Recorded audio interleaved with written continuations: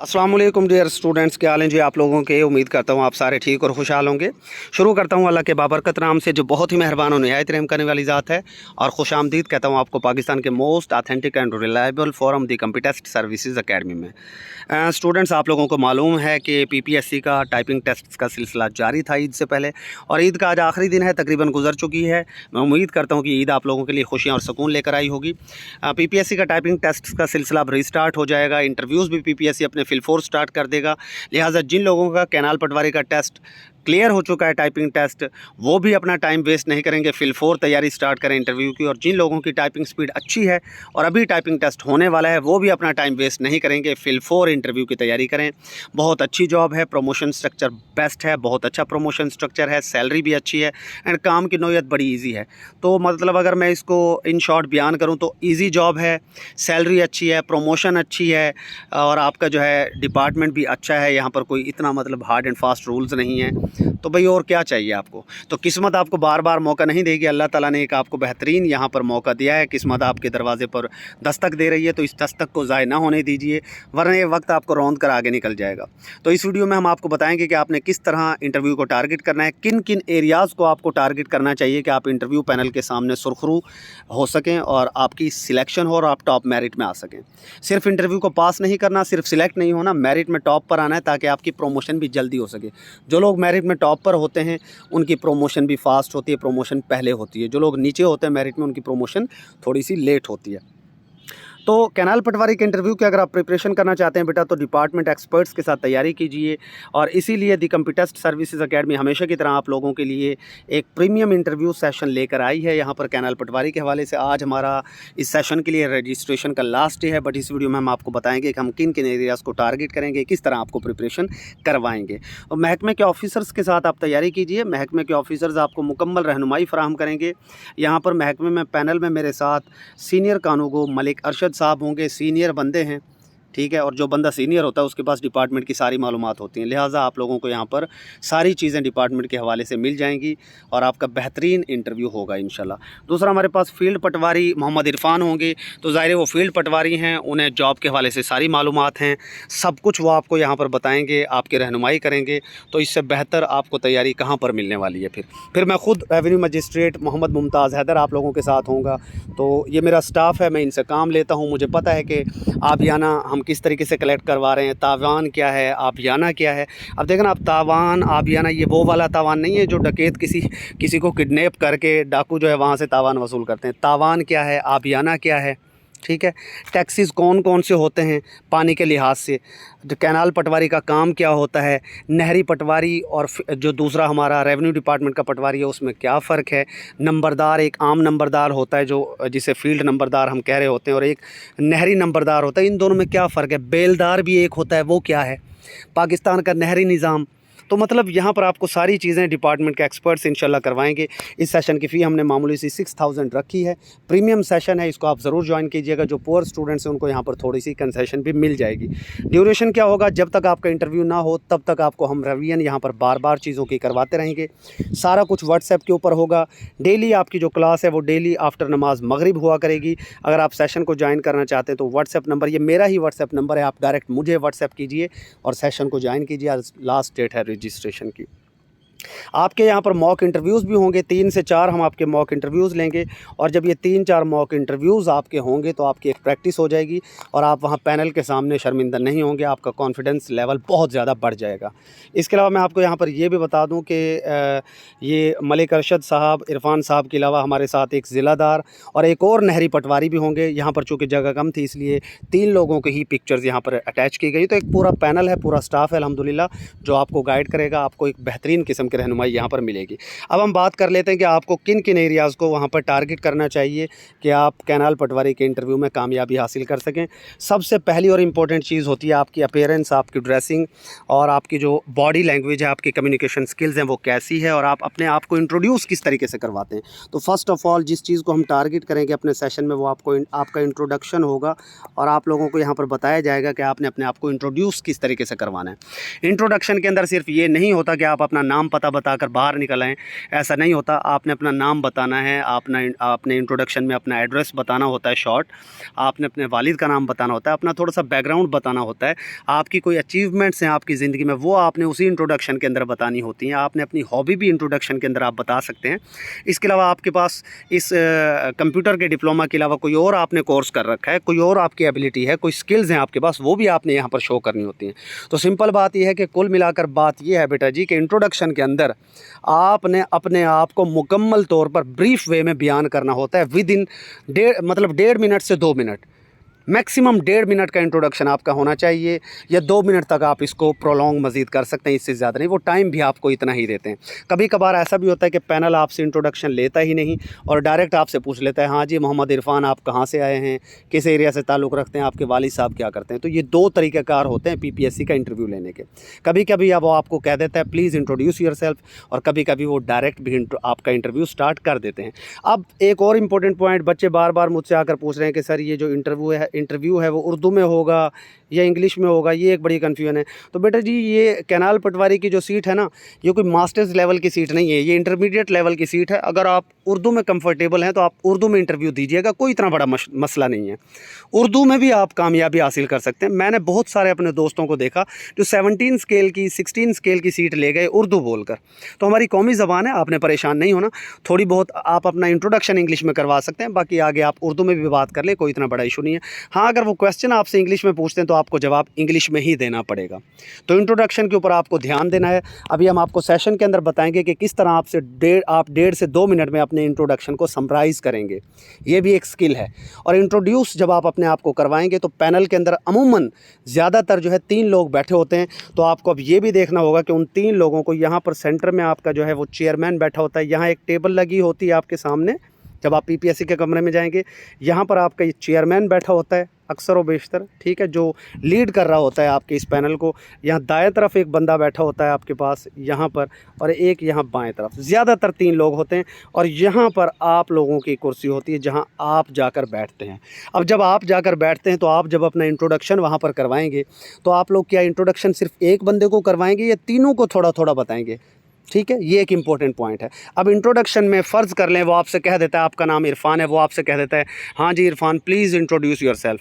तो जब उसने आपका नाम ले दिया तो आपको दोबारा अपना नाम बताने की ज़रूरत नहीं होती। अगर बता भी देते हैं तो कोई बहुत बुरा इम्पैक्ट नहीं पड़ता, बट बेहतर यही होता है, अकल यही कहती है कि यार जब वो आपका नाम ले चुका है, वो सारे आपका नाम जानते हैं, तो आपको दोबारा नाम लेने की ज़रूरत नहीं है। डायरेक्ट अपना इंट्रोडक्शन, दूसरी बातें अपनी इंट्रोडक्शन की बताना स्टार्ट करें। हाँ, अगर वो कहता है प्लीज़ इंट्रोड्यूस योरसेल्फ तो आपको अपने नाम से ही स्टार्ट करना होगा, और आपने इन सारे के सारे बंदों को अपने साथ इंगेज करना होता है उस इंट्रोडक्शन में। ठीक है, मतलब चेयरमैन ने अगर आपसे इंट्रोडक्शन कहा है तो आप चेयरमैन से स्टार्ट करेंगे, कुछ बातें उसको बताएंगे, फिर बाएं तरफ वाले को थोड़ा सा बताकर, दाएं तरफ वाले को थोड़ा सा बताकर, एंड आपने किसके ऊपर करना है, इसी बंदे के ऊपर जिसने आपसे कहा कि इंट्रोड्यूस योरसेल्फ। तो ये प्रैक्टिस से होगा ना। जब आप प्रैक्टिस नहीं करेंगे, मॉक इंटरव्यूज़ नहीं देंगे में, तो बात किस तरीके से बनेगी। लिहाजा प्रैक्टिस कीजिए, इंशाल्लाह आप कामयाब हो जाएंगे। तो पहला टारगेट हमारा क्या होगा जी, इंट्रोडक्शन, और आपकी ड्रेसिंग वगैरह के ड्रेसिंग आपने किस तरीके से करने जानी है, क्या सूट पहनना तो टाई किस तरीके से लगानी है। तो ये सारी चीज़ें, लड़कियाँ जो है क्या वो वेल में जा सकती हैं कि नहीं जा सकती, लड़कियों को किस तरीके से ड्रेसिंग करनी चाहिए बच्चियों को, और लड़के जो जाएंगे उनके शूज़ किस तरीके से होने चाहिए, क्या शलवार कमीज़ के साथ लेसिस वाले शूज़ हों या विदाउट लेसिस।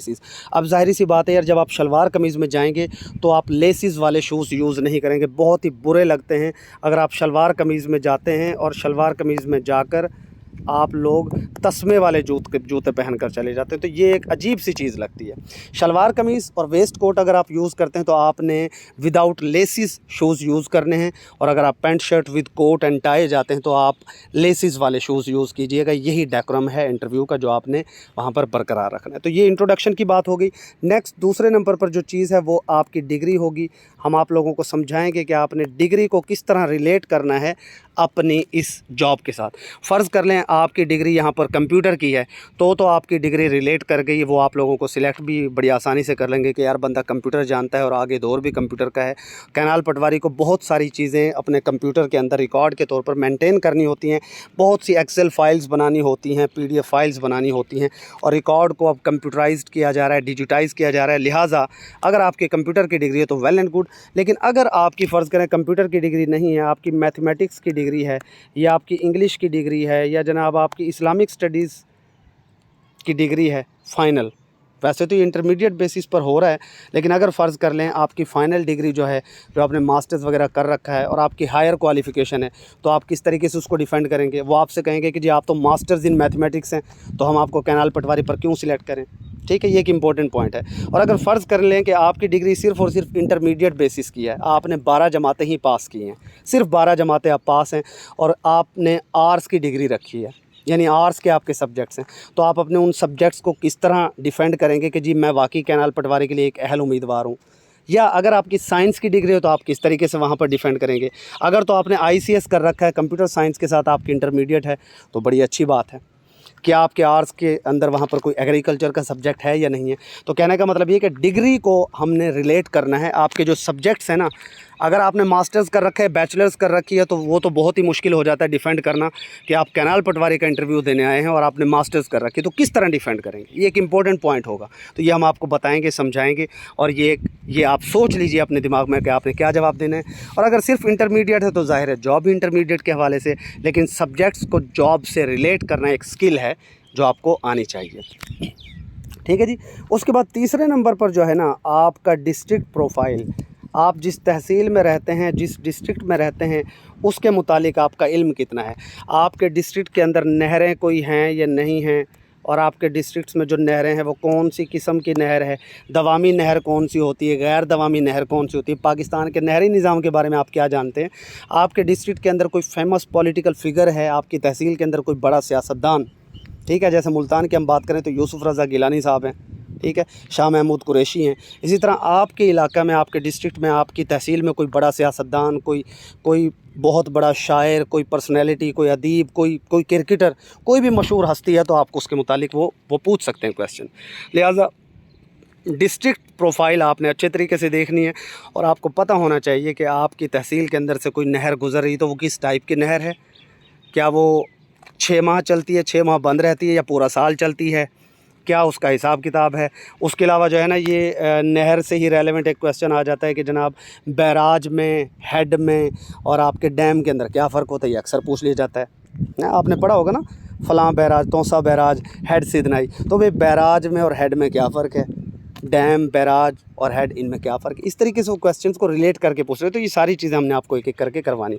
तो डिस्ट्रिक्ट प्रोफाइल तीसरे नंबर पर हम रखेंगे और आपका यहाँ से प्रैक्टिस भी करवाएंगे। आपने अच्छे तरीके से अपने डिस्ट्रिक्ट की मालूमात इकट्ठी करनी है, ये एक टारगेट हो जाएगा हमारा तीसरा। उसके बाद चौथे नंबर पर हम आ जाएंगे जनाब डिपार्टमेंट की मालूमात। डिपार्टमेंट जो है, इरिगेशन डिपार्टमेंट जो पाकिस्तान के अंदर काम कर रहा है, इसकी हिस्ट्री क्या है, ये कब बना, कैसे बना, और इस डिपार्टमेंट की वर्किंग क्या है, हायरार्की क्या है। हायरार्की से मुराद ये है कि कैनाल पटवारी के बाद आपकी नेक्स्ट प्रमोशन क्या होगी, उससे आगे क्या प्रमोशन होगी, आप ज़िलादार कब बनेंगे, आप फिर डिप्टी कलेक्टर किस तरीके से बनते हैं, वहाँ पर कितने साल आपको, मतलब थोड़ा सा आपको पता होना चाहिए कि एक तरतीब क्या होगी डिपार्टमेंट के हायरार्की की, ठीक है। और इसके अंदर विंग्स कितने हैं, इसके अंदर कितने हिस्से हैं डिपार्टमेंट के अंदर, ज़िलादार बड़ा होता है या SDO बड़ा होता है, कुछ लोगों को ये भी नहीं पता होगा। भाई देख लेना, अगर वो आपसे क्वेश्चन पूछ ले कि बेटा बताइए SDO बड़ा होता है या फिर आपका ज़िलादार बड़ा होता है, तो आप में से बहुत सारे लोगों को ये नहीं पता होगा। जब नहीं पता होगा तो इंटरव्यू में फंस जाओगे। और आपको इनकी जॉब ड्यूटीज़ भी पता होना चाहिए। कैनाल पटवारी के अलावा आपको ज़िलादार की जॉब ड्यूटीज़ का भी मालूम होना चाहिए, SDO के फंक्शंस भी आपको पता होना चाहिए। फिर वो आपसे इंटरव्यू में पूछ सकता है कि बेटा ज़िलादार और तहसीलदार में क्या फ़र्क होता है जी। अगर वो आपसे पूछ ले ज़िलादार और तहसीलदार में क्या फ़र्क है, तो ये भी आपको मालूम होना चाहिए कि ज़िलादार क्या है और तहसीलदार क्या है। ज़ाहिर सी बात है, जो तहसीलदार है वो रेवेन्यू के अंदर काम कर रहा होता है, ये हमारी जॉब है। ज़िलादार जो है वो महकमा अनहार के अंदर काम कर रहा होता है। ज़िलादार का काम है महकमा अनहार की ढाल बाच बनवाना अपने पटवारियों से, और उन ढाल बाचों को एक तरतीब के साथ रेवेन्यू डिपार्टमेंट के हवाले करना, और अपने पटवारियों को ताउन की तलकीर करना कि वो नहरी अपना रेवेन्यू के पटवारियों के साथ ताउन करें और इस आबियाना की रिकवरी को यकीनी बनाएं। ठीक है। तो ज़िलादार एक डिफरेंट पोस्ट है, वो महकमा अनहार का अफसर होता है। तहसीलदार बोर्ड ऑफ रेवेन्यू के अंदर एक ऑफिसर होता है। तहसीलदार की तो खैर जॉब ड्यूटीज़ बहुत ज़्यादा हैं, वो यहाँ पर मैं बयान भी अब नहीं कर सकता, वो हम आपको बताएंगे आपके सेशन के अंदर। इन दोनों का फ़र्क भी आपको मालूम होना चाहिए। तो डिपार्टमेंट की जो मालूमात है ना, वो बहुत ज़्यादा इंपॉर्टेंट है। ये चौथा हमारा टारगेट हो जाएगा। अगर डिपार्टमेंट को आपने इग्नोर कर दिया तो फिर बात ख़राब है, ठीक है।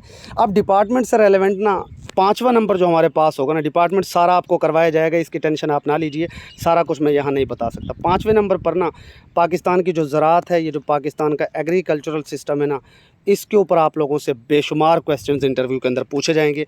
चूँकि ये एक एग्रीकल्चरल कंट्री है आपको पता होना चाहिए कि हमारी जीडीपी के अंदर हमारा ज़राअत का कितना हिस्सा शामिल है। अभी जो बारदाने का इशू हुआ, अभी ये जो बारदाना नहीं दिया गया किसानों को, उनकी गंदम नहीं ख़रीदी गई, ये बारदाना क्या होता है, बारदाना तकसीम कौन करता है, पासको सेंटर किस तरह काम करता है, रेवेन्यू का स्टाफ किस तरह उनके साथ काम करता है, क्या महकमा अनहार का इससे कोई ताल्लुक़ है, पाकिस्तान में कितनी किस्म के मौसम हैं, फ़सल ख़रीफ़ और फ़सल रबी में क्या फ़र्क है, ज़ायद ख़रीफ़ क्या होती है, ज़ायद रबी क्या होती है। ये वो क्वेश्चंस हैं जो आपसे एग्रीकल्चर रेलेवेंट और डिपार्टमेंट रेलेवेंट बार बार वहाँ पर पूछे जाएंगे और स्टूडेंट्स फंस जाएंगे, ठीक है। फिर जनाब क्या ख़रीफ़ की और रबी का इनका क्या आबियाना अलग अलग होता है या एक ही आबियाना की ढाल बाज बनती है, और ये जो ढाल है वो बनाता कौन है, ढाल बनाने के बाद क्या ये कंप्यूटराइज ढाल बाज होती है। ई आबियाना एक नया आया है, ई आबियाना और मैनुअल आबियाना में क्या फ़र्क है, ठीक है। करंट आबियाना और आबियाना के एरियर्स में क्या फ़र्क है, एक होता है करंट आबियाना, एक होता है आबियाना के एरियर्स जो लोगों के पास होते हैं, बचे होते हैं। डिफ़ॉल्टर कौन होता है, डिफ़ॉल्टर को किस तरीके से डील किया जाता है, डिपार्टमेंट उसके ख़िलाफ़ कैसी कार्रवाई करता है। जो नालियाँ बनी हुई हैं, नहरें नदियाँ नालियाँ जो बनी हुई हैं, वहाँ पर अगर मोगा कोई बंदा तोड़ देता है तो उसे किस तरीके से डील किया जाता है। लोगों के पानी के मसाइल किस तरीके से हल किए जाते हैं।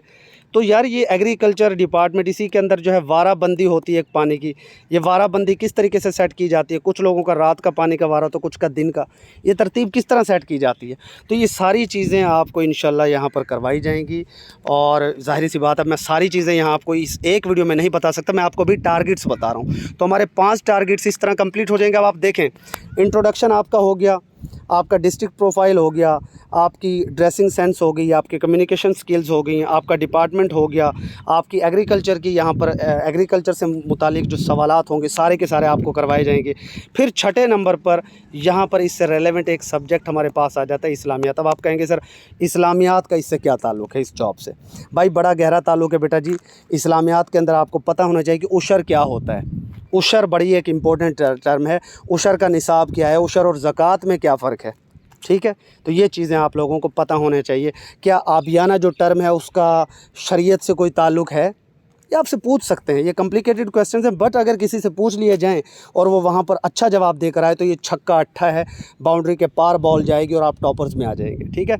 तो इस्लामिक स्टडीज़ के जो मोस्ट रेलेवेंट क्वेश्चंस होंगे वो भी आप लोगों को वहाँ पर करवाए जाएंगे। 7वें नंबर पर ज़ाहिर सी बात है आपको पाकिस्तान स्टडीज़ करवाया जाएगा, और पाकिस्तान स्टडीज़ के अंदर जो क्वेश्चंस वो आपसे पूछ सकता है वो कौन कौन से क्वेश्चंस हैं वो सारे के सारे आपको करवाए जाएंगे। जैसे फ़र्ज़ कर लो पाकिस्तान स्टडीज़ के अंदर एग्रीकल्चर रिफॉर्म्स की अगर मैं बात करूं, एग्री रिफॉर्म्स की अगर हम बात करें बेटा, तो एग्री रिफॉर्म्स के लिए जो काम किया था ना ज़्यादा, वो एक तो भुट्टो ने किया था बहुत ज़्यादा काम एग्री रिफॉर्म्स के लिए, और दूसरा जो है अयूब ख़ान के दौर में बहुत ज़्यादा काम हुआ था। अब ये काम क्या थे, ये सारी तफसील हम आपको सेशन के अंदर बताएँगे कि भुट्टो क्या तब्दीली लेकर आया था, ठीक है। भुट्टो को आज भी गरीब लोग बहुत ज़्यादा याद करते हैं। इसने किस तरीके से ज़मीनों की तकसीम की थी और वहाँ पर इरिगेशन डिपार्टमेंट का क्या रोल है, ठीक है। तो ये सारी चीज़ें आपको वहाँ पर करवाई जाएंगी। और भी छोटी छोटी सी इंपॉर्टेंट चीज़ें, ज़ाहिर एफएससी लेवल का इंटरव्यू है, मैट्रिक एफएससी लेवल का, तो वो आपसे छोटी छोटी चीज़ें पे वो आपसे ये भी पूछ सकता है कि बेटा गोल मेज़ कॉन्फ्रेंस कब हुई थी, मुसलमानों की तरफ से, मुस्लिम लीग की तरफ से कौन गया था, हैं। वो आपसे पाकिस्तान करारदाद पाकिस्तान के मुतालिक भी पूछ सकता है इवन। तो ये छोटे छोटे पॉइंट्स भी हम आपको वहाँ पर बताएँगे इंशाल्लाह। तो ये 7वां आपका हो जाएगा आपका पाकिस्तान स्टडीज़। और 8वें नंबर पर हम आपको बताएँगे क्या, GK plus current affairs, GK plus current affairs. अब करंट अफेयर्स में भी वो छोटी मोटी चीज़ें आपसे पूछ ही सकता है। ऑफ कोर्स करंट अफेयर्स में वो फ़लस्तीन के मुतालिक थोड़ा बहुत आपसे पूछ सकते हैं कि बेटा क्या आपको थोड़ा बहुत पता है कि फ़लस्तीन को मुल्क क्यों नहीं माना जाता, इसराइल और फ़लस्तीन का तनाज़ा क्या है, कश्मीर का मसला थोड़ा सा बता दो बेटा, सी पैक के मुतालिक क्या आप थोड़ा बहुत जानते हो। तो आप लोगों को इन टॉपिक्स को थोड़ा थोड़ा सा कवर करना होगा। हम आपको बताएंगे कि आपको कितना कुछ कवर करना है, क्योंकि बेटा आपका वो लेवल नहीं है कि आप इनके ऊपर कोई ऐसे लिख सको।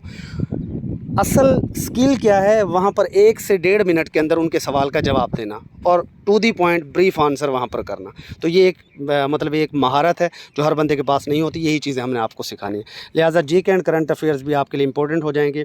और करंट अफेयर्स में ये जो करंट सिचुएशन है ना पाकिस्तान की, पाकिस्तान के अंदर महंगाई क्यों है, करप्शन क्यों है, क्या पाकिस्तान के अंदर वाकई करप्शन है, महकमा अनहार के ऑफिसर्स क्या करप्शन करते हैं कि नहीं करते, ये बड़े ट्रिकी क्वेश्चन होंगे। ठीक है, तो ये 8वां आपका टारगेट हो जाएगा। 9वें नंबर पर जो है हम आपको बताएंगे कि कितनी किस्म के क्वेश्चंस आपसे पूछे जाते हैं। ये बाला हम शुरू में भी बता देंगे। टाइप्स ऑफ क्वेश्चंस वहाँ पर जो आपसे पूछी जाएंगी वो 2 किस्म के होंगे, टाइप्स ऑफ क्वेश्चंस।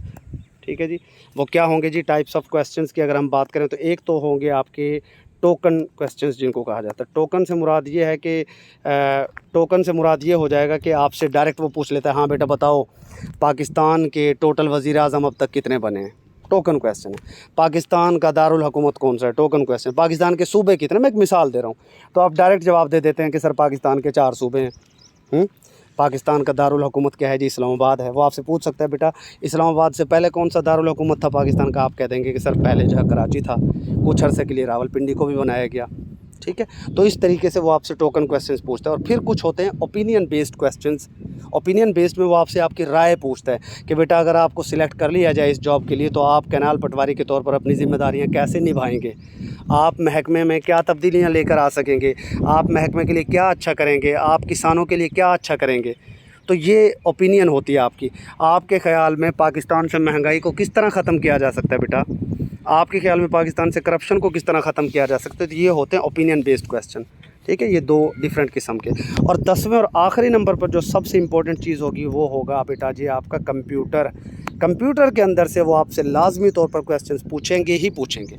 वो पूछेंगे आपसे कि बेटा स्प्रेडशीट क्या होती है, आपके एक्सेल और वर्ड के अंदर क्या फ़र्क है, एक्सेल और वर्ड के अंदर क्या फ़र्क है और आप इनको किस तरीके से यूज़ करते हैं। एक्सेल के अंदर आपने फ़ाइल किस तरह बनानी है। ठीक है, करंट आबियाना की, एरियर्स की, डिफ़ॉल्टर्स का नाम उस लिस्ट में कैसे डालेंगे, फ़िल्टर्स कैसे यूज़ किए जाते हैं एक्सेल के अंदर। अब आपको अगर यही नहीं पता कि एक्सेल फ़ाइल होती क्या है, स्प्रेडशीट क्या होती है, पावर पॉइंट से आप स्लाइड्स किस तरह बना सकते हैं, तो ये अब देखें ना पूरा कंप्यूटर आप नहीं पढ़ेंगे यहाँ पर और ना ही हमने आपको पूरा कंप्यूटर करवाना है। बट कंप्यूटर से रेलेवेंट जो 20-25 क्वेश्चंस आपसे पेपर में पूछे जा सकते हैं वो आपको यहाँ पर करवाए जाएंगे। सिंपल बात बेटा, ये 10 के साथ 10 जो मैंने सब्जेक्ट्स आपको बताए, जो हमने टारगेट्स आपको बताए, इन 10 के 10 टारगेट्स में से आपको 20-25 टॉप के क्वेश्चंस यहाँ पर करवाए जाएंगे, उनकी प्रैक्टिस कराई जाएगी, आपके मॉक इंटरव्यूज़ लिए जाएंगे। तो बेटा जी लुब्बे-लुबाब ये है कि तकरीबन 150 से 200 क्वेश्चंस की आपकी प्रैक्टिस करवाई जाएगी इस इंटरव्यू सेशन के अंदर। और अगर आप उन 150 से 200 क्वेश्चंस की प्रैक्टिस कर लेंगे, हमें मॉक इंटरव्यूज़ देंगे 3-4, तो कोई चांस ही नहीं है कि आपकी सिलेक्शन ना हो। इंशाल्लाह 100% श्योर सक्सेस आपका मुकद्दर बनेगी। तो भाई अगर एक अच्छी तैयारी करना चाहते हैं और एक्सपर्ट्स के साथ तैयारी करना चाहते हैं तो ये मैं फिर कह रहा हूँ किस्मत आपको बार बार बेटा जी मौका नहीं देगी। कैनाल पटवारी इंटरव्यू की तैयारी सिर्फ दी कंप्यूटर सर्विसेज अकेडमी के साथ करें। डिस्क्रिप्शन के अंदर कंप्लीट डिटेल मौजूद है। ये सामने आपको मेरा व्हाट्सएप नंबर नज़र आ रहा है, तो मैंने अपना ही व्हाट्सएप नंबर शो कर दिया ताकि स्टूडेंट्स को टेंशन ना हो। फिल 4 इस सेशन में रजिस्ट्रेशन करवाएं। आज लास्ट डेट है रजिस्ट्रेशन की, कल से हमारी क्लासेस स्टार्ट हैं। स्टे ब्लेस्ड, अल्लाह हाफिज़।